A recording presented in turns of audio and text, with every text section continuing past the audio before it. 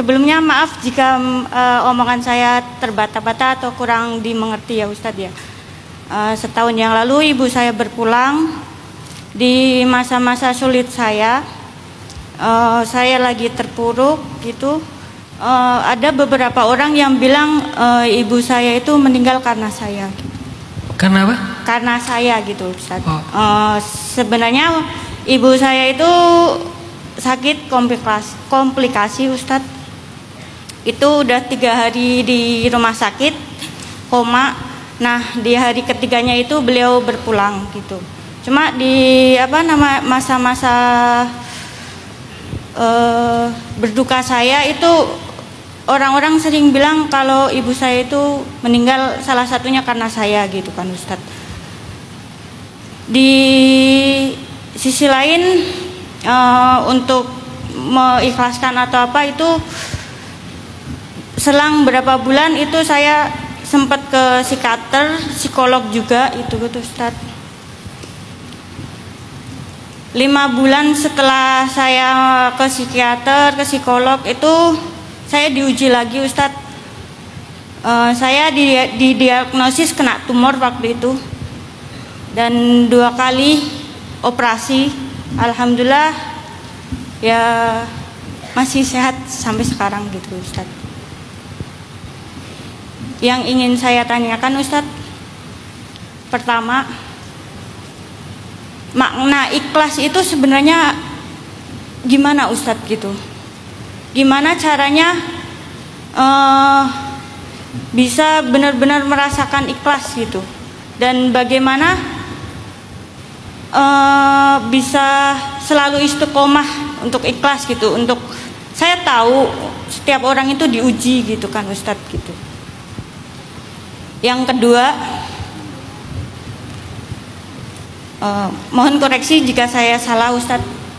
Waktu itu saya pernah dengar ceramah dari Ustadz itu yang bilang cara untuk berdamai dengan rasa sakit, rasa sedih, apapun itu salah satunya dengan menemukan alasan untuk bertahan Ustadz. Yang saya ingin tanyakan, bagaimana dengan saya Ustadz yang kalau bisa dibilang udah nggak ada lagi alasan untuk bertahan gitu Ustadz dengan berbagai cobaan ini gitu. Setiap saya pikir apa ya yang bisa bikin saya bertahan, itu malah yang ada saya makin nyalain diri sendiri, makin kayak ngerasa kebeban kalau saya ini cuma akan jadi beban orang lain gitu Ustadz. Gitu sih. Kalau untuk ujian itu bahasa yang lebih tepatnya bukan ikhlas, tapi ridho. Ikhlas itu biasanya dipakainya untuk ibadah. Jadi kalimat ikhlas itu, diksi ikhlas itu biasanya konteksnya ibadah. Walaupun di Indonesia agak saru, ikhlas ibadah ikhlas juga, musibah ikhlas juga. Padahal kalau untuk musibah konteksnya kalimat yang tepatnya bukan ikhlas tapi ridho. Sehingga kalau ditanya apa arti ikhlas, saya perjelas dulu nih konteksnya apa. Kalau arti ikhlas dalam konteks ibadah, maka ikhlas itu artinya bukan tidak berharap apa-apa. Itu lagi-lagi salah terjemah juga untuk ikhlas. Ikhlas itu bukan gak berharap apa-apa. Ikhlas itu tidak berharap kecuali kepada Allah. Kayak agak mirip tapi ternyata maknanya jauh berbeda. Kalau gak berharap apa-apa, terus kita ngapain gitu? Malah kita kalau ke Allah gak berharap apa-apa itu sombong. Harus berharap ampunannya, rahmatnya gitu kan, harus berharap. Kalau kita nggak berharap apa-apa kepada Allah, sombong malah. Ngerasa udah punya segalanya sehingga nggak mau rasa butuh lagi, sombong. Kata Allah, antumul fuqara ilallah, kalian itu fakir di hadapan Allah. Maksud fakir butuh pada Allah. Kalau merasa nggak butuh namanya istaghna, merasa kaya, merasa cukup. Sementara Allah berfirman, kalla innal insana la yatgha ar-ra'ahu istaghna. Manusia itu akan disebut togo itu sombong melampaui batas kalau dia merasa dirinya serba cukup. Jadi nggak boleh ngerasa serba cukup, pasti ngerasanya kurang, fakir, sehingga butuh sama Allah, berharap sama Allah. Nah, arti ikhlas dalam konteks ibadah tidak berharap kecuali hanya kepada Allah, bukan tidak berharap apa-apa. Itu beda banget. Tapi dalam konteks ujian musibah, bahasa yang lebih tepatnya bukan ikhlas, ridho. Cuman sampai di Indonesia populernya ikhlas. Ya udah ikhlasin aja, gitu kan? Harusnya ya Allah, ya udah ridhoin aja. Cuma emang nggak populer sama sekali kata ridho ini. Lebih populer kata ikhlas.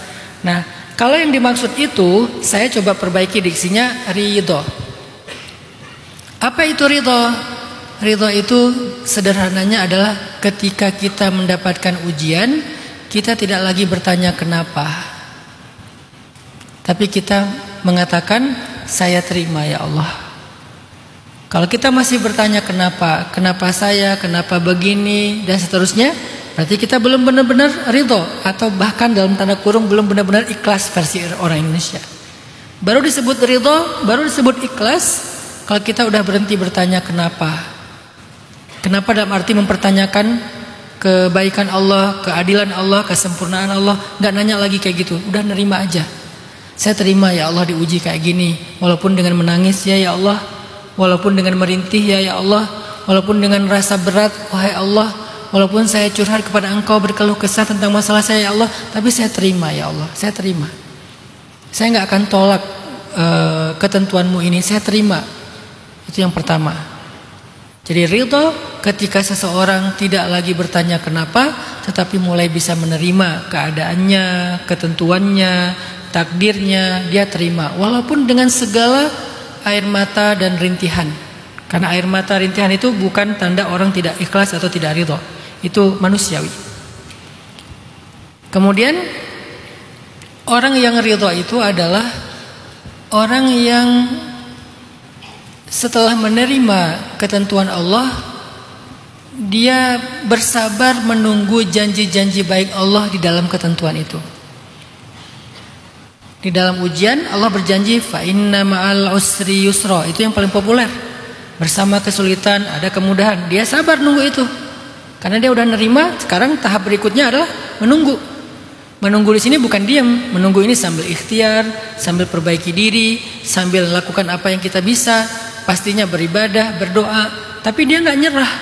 Nah ini tahap lain dari ridho, tingkatan lebih tinggi lagi nih. Udah nerima, dia tunggu datangnya pertolongan Allah. Dia tunggu datangnya keajaiban dari Allah. Dan tingkatan lebih tinggi lagi, sambil dia nunggu, dia belajar. Namanya mengambil hikmah. Dia belajar banyak hal. Dan salah satu yang paling tinggi untuk dia pelajari dalam proses itu adalah dia belajar mengenal Allah. Aku nggak berdaya, Allah Maha Kuasa. Aku nggak tahu apa-apa, Allah Maha Bijaksana. Aku lemah, Allah Maha Perkasa. Terus saya kayak gitu, dia belajar lebih mengenal Allah. Justru dalam penantian tadi, orang yang kayak ginilah yang disebut dengan orang yang ridho. Maka yang ridho itu belajar berhenti mengatakan kenapa ya Allah. Karena ini pertanyaan yang salah dan tidak akan menemukan jawaban yang benar. Tidak ada jawaban yang benar untuk pertanyaan yang salah. Itu pola pikirnya. Tidak ada jawaban yang benar untuk pertanyaan yang salah. Jadi kalau kita tanya kenapa ya Allah, semua jawaban-jawaban yang ada di kepala kita yang dibisikkan oleh syaitan semuanya salah. Karena nanti pasti ada pertanyaan berikutnya. Tapi kan nanti. Jadi dia berhenti bertanya kenapa, dia menerima ya Allah, saya terima ketentuanmu. Saya diuji kayak gini, saya gagal kali ini, saya kehilangan, saya terima. Lalu tahapan berikutnya, saya tunggu ya Allah kejutan darimu, jalan keluar darimu, anugerah darimu. Karena setiap kesulitan itu pasti bersama kemudahan, itu satu pasang, gak mungkin terpisah. Dan itu juga sunatullah yang lain. Yang ketiga, belajar. Dalam kondisi diuji itu dia belajar banyak, terutama belajar mengenal Allah. Karena yang paling mudah kita lebih dekat ke Allah itu saat diuji. Kalau lagi gak diuji kan kita suka jauh dari Allah kan. Sholat lebih khusyuk, zikir lebih panjang, doa lebih lirih. Kalau lagi diuji kan doanya ya Allah gitu kan. Tangan sampai gini, kalau perlu diangkat setinggi mungkin. Kalau lagi diuji. Jadi teman-teman, saat yang paling tepat untuk belajar lebih mengenal Allah itu kadang ketika sedang diuji. Pertanyaan kedua, gimana caranya alasan untuk hidup. Alasan untuk bertahan hidup. Ada banyak ya. Ini saya mulai dari yang paling mungkin ya. Alasan bertahan hidup itu adalah pertama keinginan-keinginan kita. Udah nggak punya keinginan apa-apa Ustaz. Orang-orang yang berharga dalam hidup kita, kalau masih ada, maka kita punya alasan. Misalnya ada suami istri udah nggak baik lagi hubungan mereka, tapi kenapa masih bertahan? Alasannya adalah anak. Aku nggak pengen anak aku merasakan rumah tangga di mana ayah dan ibunya pisah, sehingga pasti akan kasihan, mereka sedih, kena mental, bla bla bla. Aku bertahan demi anak. Semoga pertahanan ini membuat Allah nanti akan mengislah hubungan aku dengan pasangan. Setahun 2 tahun bertahan, akhirnya islah juga, baik lagi misalnya. Saya kenal beberapa orang kayak gitu. Pas mudik tahun lalu, suami istrinya tuh udah dingin banget. Mudik tahun depan mereka nggak hadir, mudik tahun depannya nggak hadir. Setelah 4 tahun udah akrab banget, udah romantis banget. Oh udah, alhamdulillah udah islah gitu kan. Kenapa mereka 3 tahun 4 tahun itu bertahan? Padahal udah dingin banget, karena anaknya masih kecil. Tapi begitu anak udah gede, udah nggak jadi alasan lagi, Allah udah islah mereka. Itu bisa jadi jalan keluar. Kadang anak semakin gede itu jadi nggak kuat lagi, nggak seperti ketika masih kecil gitu kan. Atau alasan lain misalnya cita-cita, tadi yang pertama keinginan-keinginan dan seterusnya. Tapi ada satu alasan yang nggak akan pernah meninggalkan kita, yang nggak akan pernah berkurang. Cuman kita kadang susah untuk memiliki alasan ini. Kalau kita punya, padahal ini bagus banget alasannya. Apa alasan kamu bertahan? Allah. Kenapa kamu bertahan dalam ujian? Karena dalam ujian itu aku menikmati beribadah kepada Allah. Dalam ujian itu aku menikmati sabar karena Allah. Dalam ujian itu aku menikmati doa panjang di hadapan Allah. Itu alasan aku bertahan. Kalau aku nyerah, terus gimana aku mau berdoa kepada Allah? Kalau aku nyerah, gimana cara aku beribadah kepada Allah? Itu alasan aku bertahan, karena aku lebih dekat dengan Allah. Ya udah, ketika diuji aku bertahan aja karena ini masih dekat terus dengan Allah. Makin diuji makin dekat. Tapi bukankah nanti ujungnya pasti ada kebaikan? Najdain tadi, jalan tadi. Dan salah satu di antara makna Allah itu janji-janji Allah, akhirat, surga. Kenapa kamu bertahan? Mungkin di dunia aku nggak dapat banyak kenikmatan seperti normalnya orang lain, tapi aku berharap kesabaran ini akan menjadi kenikmatan bagi aku kelak di surga. Jadi aku lagi mengumpulkan bekal-bekal surga dengan kesabaranku, dengan rasa sakitku, dengan perjuanganku, dengan kesedihanku. Aku lagi ngumpulin sebanyak mungkin kebaikan surga aku nanti. Mungkin di dunia aku sekarang nikmatnya berkurang banyak, sakit, kehilangan. Ya udahlah, aku bertahan. Semoga semua ini akan Allah ganti kelak di surga, di mana aku mendapatkan banyak kebaikan di sisi Allah. Itu juga bisa alasan. Jadi mukmin itu selalu punya alasan kuat bertahan. Allah, surga. Kalau misalnya mau lebih ideal lagi, Allah, Rasul, surga, kemudian keluarga. Keluarga ini bisa ayah, ibu, pasangan, anak, ipar, ipar maut. Diri sendiri gitu kan.